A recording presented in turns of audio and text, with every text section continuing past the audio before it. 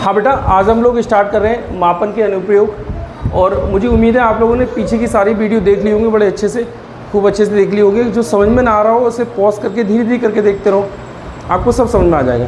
फिर भी समझ में ना आए तो मुझे कमेंट्स में लिख देना, मैं आपको बता दूँगा, ठीक है। उसके जो भी वो क्वेश्चन सोल्यूशन बता दूँगा। उम्मीद है मुझे आप लोग बहुत अच्छे होंगे, अच्छे से पढ़ाई कर रहे होंगे, ठीक है। ऐसे ही करते रहना। बस पेपर आपका 13 दिसंबर को पेपर है, 13 दिसंबर 2025 को, ठीक है। इस बार पेपर बहुत जल्दी हो रहा है और मैं पूरी कोशिश कर रहा हूँ कि सभी चैप्टर आपको क्लियर कर दूँ, उसके बाद प्रैक्टिस सेट आपको देना शुरू कर दूँगा, ठीक है। चलो आओ इस वाले कुछ चैप्टर पर चल रहे हैं, तो मापन के अनुप्रयोग। अच्छा, इसमें मैंने बेटा कुछ लिख रखा है कि क्या क्या चीज़ें मुझे बतानी है। जैसे आपने क्लॉक देख रहे हो कि क्लॉक कौन सी होती है, हमारे घर में सिंपल वाली क्लॉक होती है बेटा, ये वाली सिंपल होती है। ये देखो मैं बना रहा हूँ अभी, मैं यही बना के आपको दिखा दूँगा, ठीक है। ये 12, 9, 6, सॉरी गलत हो गया बेटा, ये 3, 6 और ये 9, ये होगा, ठीक है। अब इनके बीच में हम दो दो और लाइन बना दे रहे हैं, तो वो घड़ी हमारी बन के आ जाएगी। 1, 2, 3, 4, 5, 6, 7, 8, 9, 10, 11। अब इस यहाँ देख रहे हैं बेटा 13, 14, 15, 16, 17, 18, 19, 20, 21, 22 और ये 23, ये 0 0 हो जाता है। मतलब समझो जो अंदर वाली जो है 1 2 3 4, ये हमारी सिंपल वाली घड़ी है जो हमारे घरों में घड़ी होती है। ये जैसे ऊपर 13, 14, 15, ये आप रेलवे में गए हो, रेलवे स्टेशन में जब आप जाओगे तो वहाँ घड़ी लगी हुई होती है चौकोरों में, ठीक है। तो उस घड़ी में इस तरीके से रेलवे का समय दिखाया जाता है। जैसे मान लो क्या है 13 बज रहे हैं, दिन के 13 बज रहे हैं, तो दिन के 13 बज रहे हैं, तो इसका मतलब कितने बज रहा है बेटा 1। अगर रेलवे में 15 बज रहे हैं दिन में, तो कितना बज रहा है बेटा 3। अगर 17 बज रहे हैं तो बेटा कितना बज रहा है 5। ये चीज़ ध्यान रखना। और यही रात का समय हो तो रात का हमारी घड़ी में और उनकी घड़ी में रात का समय हो, जो कि सुबह का समय कहलाया जाता है, वो रात का समय जो होता है वो हमारा सेम, उनका और हमारा दोनों का सेम होता है, ठीक है। ये घड़ी मैंने ये बनाई थी।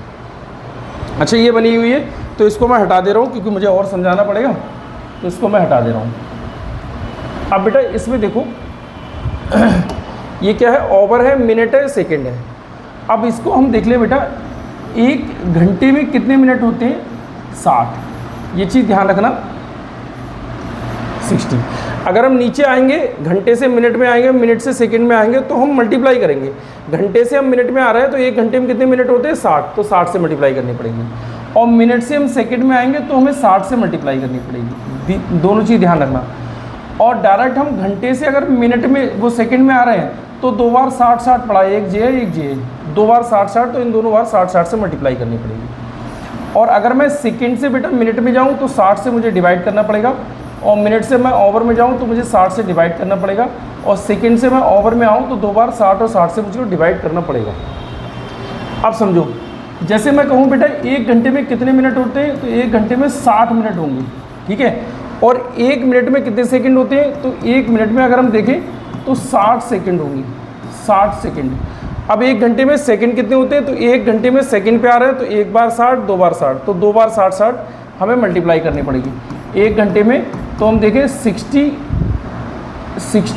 इंटू 60, और ये सेकंड हो जाएंगे, मतलब 6 6 जा 36 और 2 0, इतने सेकंड हो जाएंगे, ठीक है। अब ये सेकंड से अगर मैं मिनट में जाऊँगा तो 1 सेकंड में मिनट कितने होते हैं, तो 1 सेकंड में बेटा अगर मैं मिनट की बारी करूँ तो 1/60 मिनट होंगे 1 सेकंड में, ठीक है। और अगर यही देखो बेटा 1 सेकंड में ओवर कितने होंगे, तो 1 सेकंड में ओवर देखना है तो 1/60 इंटू 60, इतने क्या होंगे बेटा ओवर होंगे। बस ये चीज़ समझना सीखिए, ठीक है। ये समझ में आ गया होगा। अच्छा, अब ये क्या है बेटा, ये लिखा है एंटी मेरिडियम, AM इसको हम एंटी मेरिडियम कहते हैं, और PM इसको हम पोस्ट मेरिडियम कहते हैं। एंटी मेरिडियम और पोस्ट मेरिडियम क्या है ये मैं बता रहा हूँ। जैसे रात के 12 बजे से लेके सुबह के 12 बजे तक, दोपहर 12 बजे तक समझो, वो हमारा AM कहलाता है, एंटी मेरिडियम कहलाता है। दोपहर के 12 बजे से रात के 12 बजे तक वो हमारा PM कहलाता है, मतलब पोस्ट मेरिडियम कहलाता है। अगर मैं हिंदी में बात करूं तो सुबह 12 बजे से और दोपहर 12 बजे तक ये हमारा प्रातः का समय कहलाता है, और दोपहर के बाद में ये हमारा अपराह्न वाला समय हो जाता है। अपराह्न शाम को साय हो जाता है, इस तरीके से समय हम लोग लगा लेते हैं अलग अलग तरीके से, ठीक है। क्वेश्चन जैसे आएंगे मैं और समझाता रहूँगा और अच्छे से समझाऊँगा, ठीक है। अब ये देख रहे हैं बेटा, हाँ जनवरी फरवरी, अगर मैं देखूँ जनवरी फरवरी ये हम लोग करते हैं ना कि जनवरी में कितने दिन होंगे बेटा 31 जी, हमको याद रखना है। ये यहाँ से रख लेना बस, यहाँ से यार, यहाँ से मैं आपको बताऊँ, जैसे ये ऊपर जो पढ़ते हैं इनमें बेटा 31 दिन होते हैं, ये तो आपने देखी है, ऊपर जो होंगे 31 होंगे, और जो नीचे होंगे जी यहाँ गड्ढे में जो होंगे इसमें बेटा 30 के दिन होते हैं। लेकिन फरवरी याद रखना, फरवरी आपकी लीप ईयर के हिसाब से होती है, या 28 की होगी या 30 की होगी, ठीक है। जैसे जनवरी फरवरी मार्च अप्रैल मई जून जुलाई, तो ये जनवरी फरवरी मार्च ऊपर जो आ रहे हैं वो सब बेटा 31 के होंगे, और जो नीचे जो सब जा रहे हैं जो बेटा 30 के होंगे। लेकिन फरवरी याद रखना, फरवरी हमारी 28 की या 29 की होगी, ठीक है। अच्छा मैं यहाँ पे मैंने देखो लिख रखे हैं बेटा, जनवरी में कितने दिन होंगे, फरवरी मार्च अप्रैल मई जून जुलाई अगस्त, जुलाई और अगस्त में इन दोनों में 31 होते हैं, ध्यान रखना, क्योंकि यहाँ पे हमारी जुलाई आएगी और फिर यहाँ पे हमारा अगस्त आएगा, तो ये दोनों ऊपर आ रहे हैं इसलिए यहाँ पे 31 होंगे, ठीक है। जुलाई अगस्त सितंबर अक्टूबर नवंबर और दिसंबर, ठीक है, ये हो गए। अच्छा लीप वर्ष, अब लीप वर्ष किसे कहते हैं, देखो जो वर्ष हो आपको उसको आप 4 से डिवाइड कर लो, अगर वो 4 से पूरा डिवाइड हो रहा है तो इसका मतलब उस वर्ष में बेटा वो फरवरी हमारी 29 की होगी। जैसे अगर मैं कुछ एग्जाम्पल के ले लूँ, अगर मैं यहाँ पे करूँ बेटा जैसे 2000 की बात कर लूँ, तो ये 2 जीरो है, इसका मतलब ये 4 से डिवाइड हो जाएगा। अब हमें 4 की डिविजिबिलिटी वाला रूल, 4 की डिविजिबिलिटी वाला रूल याद रखना चाहिए। क्या है रूल वो, कि लास्ट की 2 संख्या या तो 2 जीरो हो या 4 से डिवाइड होती हो, ठीक है। तो लास्ट की 2 संख्या 2 जीरो है, इसका मतलब ये पूरा 4 से डिवाइड हो रहा है, पूरा 4 से डिवाइड हो रहा है, तो इसका मतलब ये फरवरी बेटा कितने का है, 29 का होगा। अब देखो 2001, यहाँ फरवरी कितना है, अब यहाँ देखो लास्ट के 2 डिजिट ले लिए तो ये 4 से डिवाइड नहीं है, तो यहाँ फरवरी बेटा 28 का होगा। अब यहाँ पे ले लें 2002, तो यहाँ भी फरवरी हमारा 28 का होगा। 2003 यहाँ भी फरवरी हमारा 28 का होगा, और 2004 यहाँ बेटा फरवरी हमारा 29 का होगा, ये ध्यान रखना। और लीप वर्ष में हमारे दिन कितने होते हैं, कुल कितने दिन होते हैं बेटा, साल में कितने दिन होंगे, तो साल में हमारे 366 दिन होंगे। एक दिन जो हमारा बढ़ता है वो फरवरी वाला बढ़ जाता है, एक दिन। लीप वर्ष की तो समझ में आ गई होगी। अब इनके अलावा जो भी साल रह गए, जैसे हमने देख लिया लीप वर्ष को हमने पता कर लिया कि ये भैया लीप वर्ष है। लीप वर्ष में क्या होता है, हमारा कितना हो जाता है फरवरी बेटा, फरवरी 29 की हो जाती है, 29 की हो जाएगी तो साल कितनी हो जाएगी, 366 की हो जाएगी। इसके अलावा जब भी जो भी है वो नॉन लीप ईयर है, ठीक है, वो नॉन लीप ईयर है, उनमें हमारी फरवरी 28 की होगी। ये दोनों चीज़ आपको क्लियर होगी। अब हम लोग आगे देखें बेटा, अब हमारा क्या है रुपए पैसे वाला, इस रुपए पैसे वाले पे बड़े ध्यान दो। जैसे बेटा होता क्या है, 1 रुपये में बेटा 100 पैसे होते हैं, 100 पैसे, इसको ध्यान देना, 1 रुपये में 100 पैसे होते हैं। जैसे अगर मैं यहाँ पे कहूँ बेटा 2 रुपये में कितने होंगे, तो भैया जाहिर सी बात है 2 रुपये में 200 पैसे होंगे। कोई और एग्जाम्पल दे रहे हैं, जैसे अगर मान लो ये कहें बेटा 3 रुपये और 30 पैसे, तो पैसे में कन्वर्ट करो, किसमें, पैसे में कन्वर्ट करें, तो भैया इसको समझ लो 3 रुपये, तो 3 रुपये को 3 गुणा 100 कर देंगे, ठीक है, और प्लस 30 कर देंगे बेटा, 30 पैसे, तो ये 300 और प्लस 30, तो ये 330 पैसे हो जाएंगे, बस 330 पैसे, ठीक है। तो मतलब ये मोटा मोटा याद रखो बेटा कि 1 रुपये में 100 पैसे होते हैं, बस इस चीज़ को याद रख लो, ठीक है। आगे देखें क्या है, हाँ ये फार्मूला भाई बड़ा काम की चीज़ है, सेल्सियस और फ़ारेनहाइट वाला। देबू अब आप जाओ, बाद में बात करेंगे। अच्छा आ जाओ, एक मिनट देबू को दिखाओ। देबू आ गया, देबू बाय कर लो, बाय, कहना सही से पढ़ाई करना, बस जाओ मेरा बेटा, अब जाओ, अब परेशान मत करना, ठीक। अब सेल्सियस, अगर सेल्सियस बराबर देखूँ फ़ारेनहाइट और F-32 डिग्री अपॉन कितना हो जाता है 9, यही फार्मूला है। इसी एक फार्मूले को याद रख लेना, इसमें 2 फार्मूले दे रखे हैं सेल्सियस और फ़ारेनहाइट वाले, लेकिन आप यही सेल्सियस वाला फार्मूला याद कर लेना, इसी से हम दोनों चीज़ें निकाल लेंगे। जैसे अगर मैं देखूँ एक एग्जांपल दूँ, एग्जांपल बड़े ध्यान से समझ लेना इसको। जैसे बेटा मैं देखूँ, मान लो फ़ारेनहाइट मेरा दे रखा है, फ़ारेनहाइट देख लूँ मैं 45 डिग्री देख लूँ, तो सेल्सियस मुझको बताना है, ठीक है। अब फ़ारेनहाइट 45 है, मैंने फार्मूले में 5 रख रहा हूँ बेटा, फ़ारेनहाइट कितना 45, मैंने 45 रख दिया और -32 रख दिया, अपॉन कितना कर दिया बेटा 9, और ये सेल्सियस लेके आया।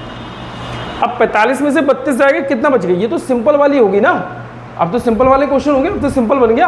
अब तो सिर्फ हमें घटाना है और डिवाइड करना है, मल्टीप्लाई करनी है, यही तो चीज़ है। अब तो ये सिंपल हो गया।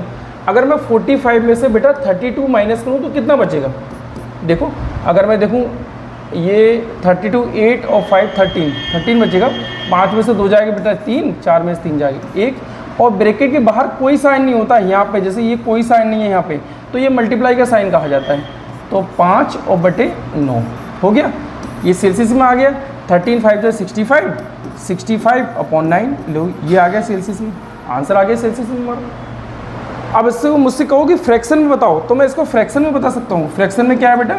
9 7 जा 63, देखो 9 7 जा 63, 65 में से 63 जाएगा, कितना बचेगा 2, ये आ गया, ये सेल्सियस में आ गया। हमारा ये भी आंसर हो सकता है, हमारा ये भी आंसर हो सकता है, दोनों आंसर हो सकते हैं।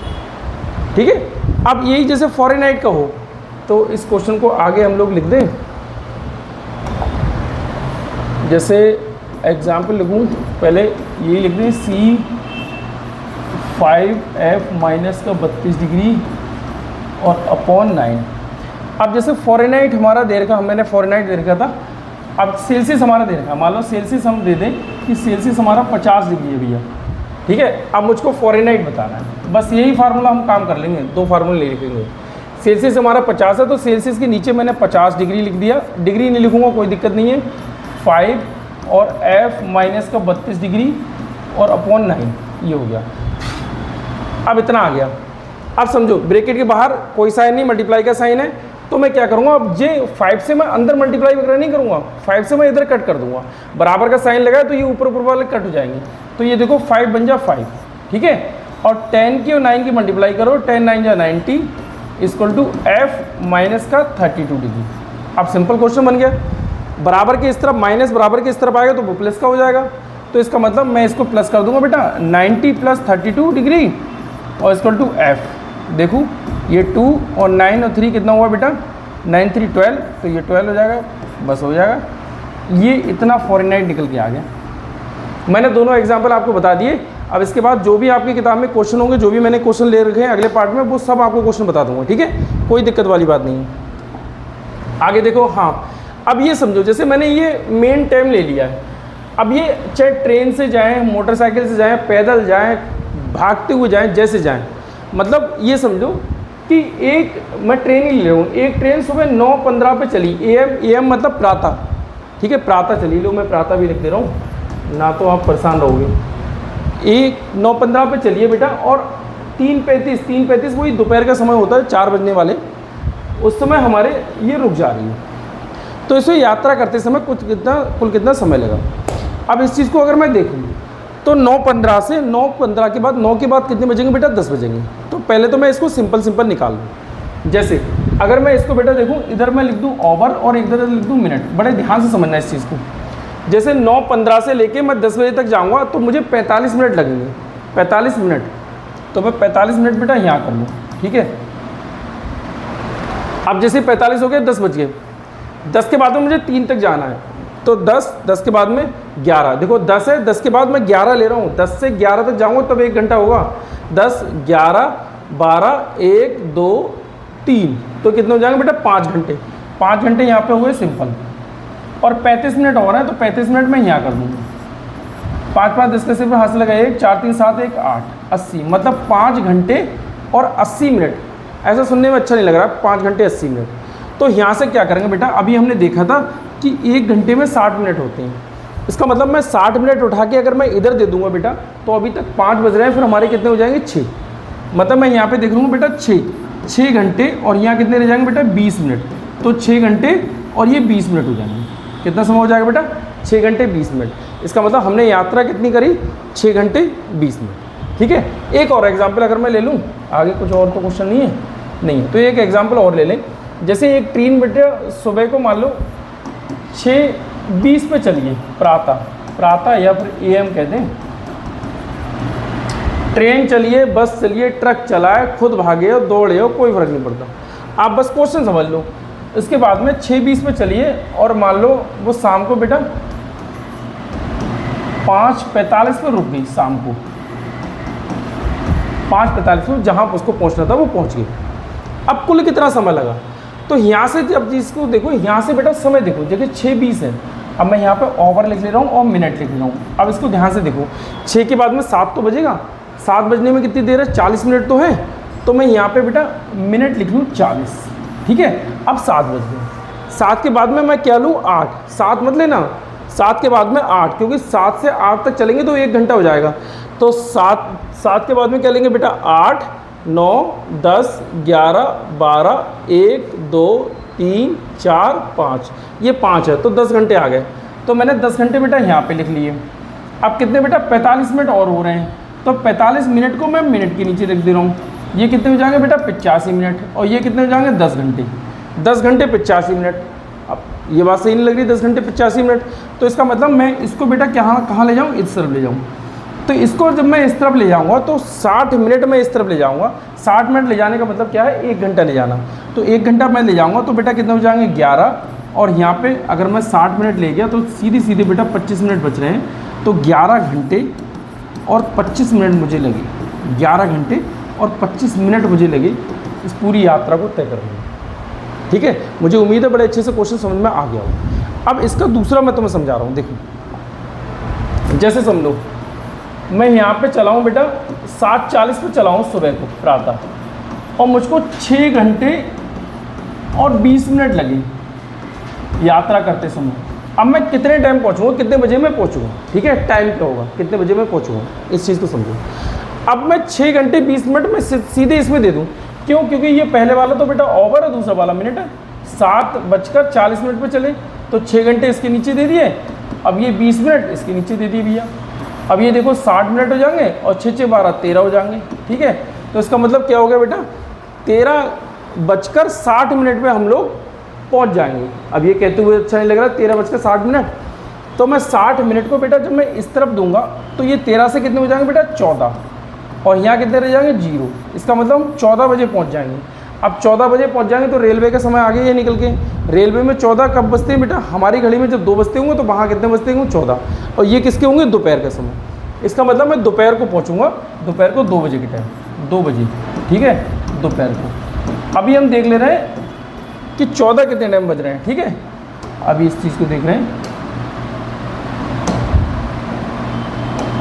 देखो भैया 14 कहाँ गया, ये 14, ये है बेटा 14, ये देखो 14 है, तो ये 2 बज रहे हैं, लेकिन ध्यान रखना ये दोपहर का समय, ये दोपहर का समय, तो दोपहर के कितने बज रहे हैं बेटा, 2 बज रहे हैं। इस टाइप के भी क्वेश्चन आपके पास आएंगे, ठीक है, इस टाइप के क्वेश्चन आएंगे। मैंने आपको जो थोड़ा सा इसके एग्जाम्पल इसके लेके दिखा दिए कि क्या क्या चीज़ होगा, मैंने ये चैप्टर स्टार्ट करा दिया आपका। अब मैं अगले पार्ट में आपके क्वेश्चन लेके आऊँगा, उन क्वेश्चन को आपको कराऊंगे। आप क्वेश्चन बड़े अच्छे तरीके से कर लोगे, बड़े भले भांति तरीके से कर लोगे। लेकिन फिर भी बेटा अगर कोई क्वेश्चन समझ में ना आए तो मुझे बताना, मैं बहुत अच्छे से आपको क्वेश्चन बताऊंगा, क्योंकि ये तो समझ लो बहुत ईजी क्वेश्चन है। ये ईजी क्वेश्चन अगर आप बार बार प्रैक्टिस करते रहो तो ये सब आ जाएंगे। ये सब डिपेंड बेटा प्रैक्टिस पे ही करता है, बस प्रैक्टिस करते रहना, ठीक है बेटा। बाय बेटा।